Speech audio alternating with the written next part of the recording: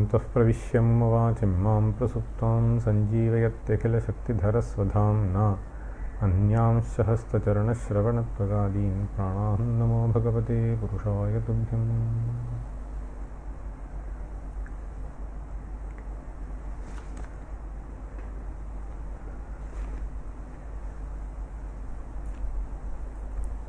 Every creature in this world wants to avoid something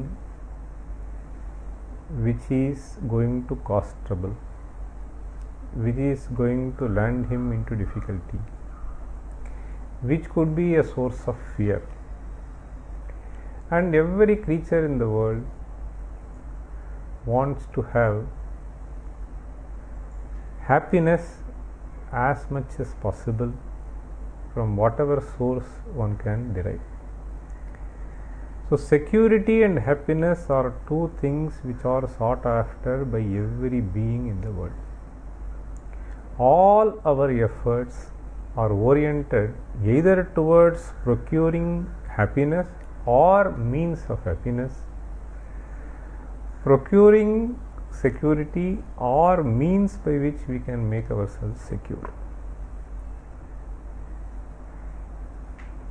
Vidyaranya was a great genius.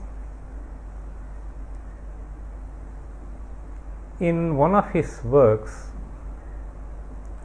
called Anubhuti Prakasha, wherein he tries to summarize various Upanishads, he analyzes the source of happiness which every being seeks after.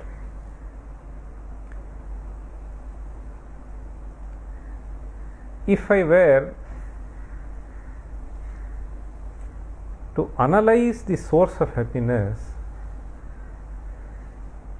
then at some stage I come to the conclusion that the notion that I have been maintaining, that happiness is derived by the association of some entity which I have been seeking after, itself ceases. In other words, what Vidyaranya wants to convey is happiness is not something which is derived by you from external agency, but happiness is something which is experienced by you from within. So this is the thesis that he wants to establish. In order to do this, Vidyaranya asks us to analyze what really happens when this person gets something which he has been longing for. After all, if you have been longing for something, unless you get something, you are going to be restless. So in a restless state, nobody enjoys any happiness. But the moment he gets what he has been longing for, he momentarily enjoys happiness. There is no doubt about it. See, sometimes we undergo hours of difficulty in order to derive happiness which is very, very short lasting. Right? So you don't mind. See, suppose you want your son to get admitted in a school. So you would not mind standing in queue for 6 hours or 8 hours or for 2 days for that matter. So this is something which we understand. So whether this person wants to avoid something which is going to be causing difficulty to him, or is it something which is going to be happiness or avoidance of difficulty. See, if you look at, so this is what people call as dukha dvamsa or sukha prapti, so which is what you want. Anyway, so that is another kind of a discussion. Now let us simply analyze what happens when we acquire something which we have been seeking for. So this in fact reveals us what the source of happiness is. So Vidyaranya beautifully puts forth in a couple of verses. Ananda hetavo bahya vishaya iti vibhramat kamayante bahirdrishtya vishayan pranino khilaha. So this is something which everyone knows. So he just puts in a verse. Ananda hetavo bahyaha vishayaha iti vibhramat. So that's where the punch is. So every one of us believe that if you were to like some sweet, and if that delicious sweet is given to you, then you feel happy. Yeah. If that is not given to you, you feel dejected. So from these two instances, if I get what I desire to get, then I become happy. If I am prevented from getting what I am supposed to get, then I become unhappy. So this is what is called Anvaya and Vyatireka. From this Anvaya and Vyatireka, we invariably come to the conclusion that by getting what I want to get, I am becoming happy, and by not getting what I want to get, I become unhappy. So this actually tells you that it is the association which actually brings you happiness. This is what normally, the dissociation made you unhappy and the association made you happy. So this actually at a superficial level, so makes us conclude that it is by the association of sense organ with the objects that I am deriving happiness. Now Vidyaranya states iti vibhramat. Vibhrama essentially means illusion. So he says ananda hetavaha. Ananda hetu means the source of happiness. Ananda hetavaha bahyaha vishayaha, entities which are external to us. So generally people are deluded by thinking that the happiness is something which is derived from external source. This is what he says. But this seems to be contradictory to what we experience. It is not a delusion. It is my understanding. Ananda hetavo bahya vishaya iti vibhramat kamayante bahirdrishtyaha vishayan pranino khilaha.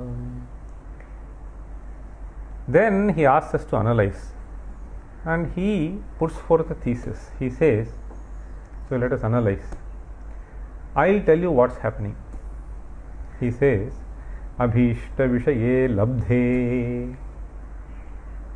When you get what you desire to obtain, abhishta vishaye labdhe, dhihi pratyavritya hridgatam brahmanandam kshanam bhunte bahyan kamayate punaha. Dhihi, this intellect, pratyavritya hridgatam brahmanandam kshanam bhunte. So what the scripture says, the very nature of Atman is happiness, and if you are enjoying immense peace when you are at sleep, what was the source that gave you happiness? So it is not the connection with the external agency. Keeping this in mind, Vidyaranya tells, I want to extend that even when it is happening in the awakening state. So sleep state, obviously everyone enjoys a certain sense of happiness, and that is why he says after the awakening, I slept happily. So there was obviously no connection between sense organs and sense objects in order to provide you happiness during sleep state. Now he says, let us extend that to awakening state as well. So now I place the thesis that happiness is not something which is obtained from external agency, but it is something which is available within you. Under certain circumstances, it becomes evident to you. Which circumstance? So there he says, abhishta vishaye labdhe. Labdhe means when you obtain. So when you obtain what you wanted to obtain, the desired object, dhihi, the intellect which was longing for something temporarily suspended that longing. Dhihi, suspending that longing, it returns back to the self. Pratyavritya hridgatam brahmanandam kshanam bhunte. So temporarily, when that suspension took place and you were not grabbed by some other desire, then you are able to enjoy the happiness from within. It is not the external agency which provided you happiness. If that were to provide, then that should provide at all instances. If you have a serious stomach pain, then whatever be the music which you used to enjoy, you will not be able to enjoy.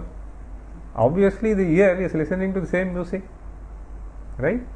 So it is not that connection, but it is something else.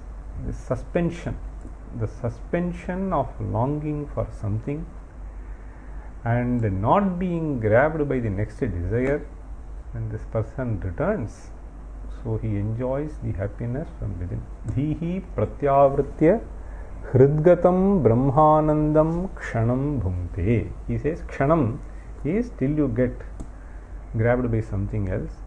Then there is a natural tendency, the vasana takes him back to the world. So, and then once again some other longing, and then it is something which is happening incessantly. So there are pockets